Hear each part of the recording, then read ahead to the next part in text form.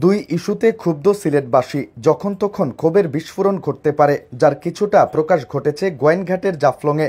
ইস্যুগুলো হচ্ছে গ্যাস সংযোগ ও পাথর উত্তোলন।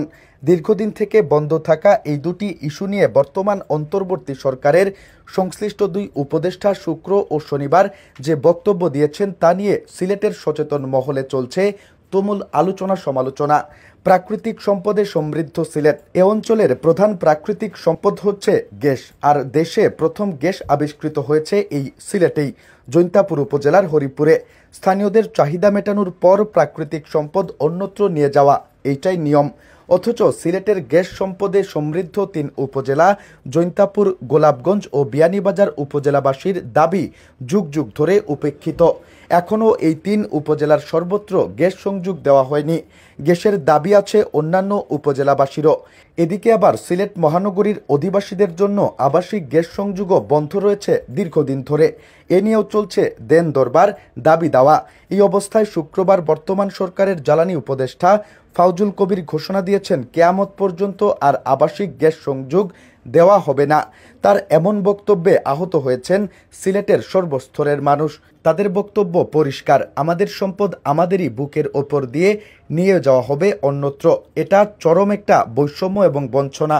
সরকারের দায়িত্বশীল একটা পদে বসে তার এমন বক্তব্য সিলেটবাসীর সঙ্গে নির্মম তামাশার শামিল। এমন বক্তব্যকে অপমান হিসেবেই মনে করছেন সচেতন মহল।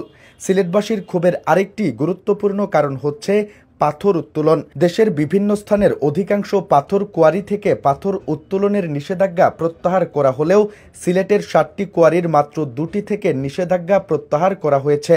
অন্য 5টি থেকে নিষেধাজ্ঞা প্রত্যাহার করে প্রাকৃতিকভাবে পাথর উত্তোলনের দাবি উঠেছে দীর্ঘদিন ধরে। এ নিয়ে আন্দোলন সংগ্রামও হয়েছে। বিশেষ করে পাথর শ্রমিক হিসেবে পরিচিত নিম্ন আয়ের মানুষ এখন কর্মহীন, দিশেহারা। এর প্রভাবে অনেক পরিবহন মালিক শ্রমিকের জীবনও এখন প্রায় অচল।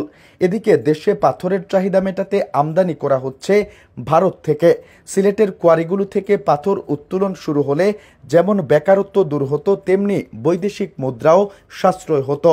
এমন দাবি যখন জুড়ে সুরে উচ্চারিত হচ্ছে, তখন শনিবার সিলেটে এসে গোয়াইনঘাটে দাঁড়িয়ে পরিবেশ বিষয়ক উপদেষ্টা সৈয়দা রিজওয়ানা হাসান ঘোষণা দিলেন, সিলেটের আর কোনো কোয়ারি থেকে পাথর উত্তোলনের অনুমতি দেওয়া হবে না। তার এমন ঘোষণায় ক্ষোভের আগুন ছড়িয়ে পড়ে চারদিকে। লোকজন জড়ো হয়ে জ্বালানি উপদেষ্টা ও পরিবেশ উপদেষ্টার গাড়িবহর আটকে দেন।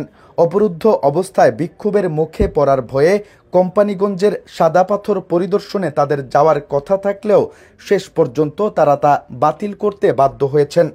পরে সিলেটের সার্কিট হাউসে অনুষ্ঠিত এক সভায় পাথর উত্তোলনের ব্যাপারে তারা আরও কঠোর হওয়ার ঘোষণা দিয়েছেন।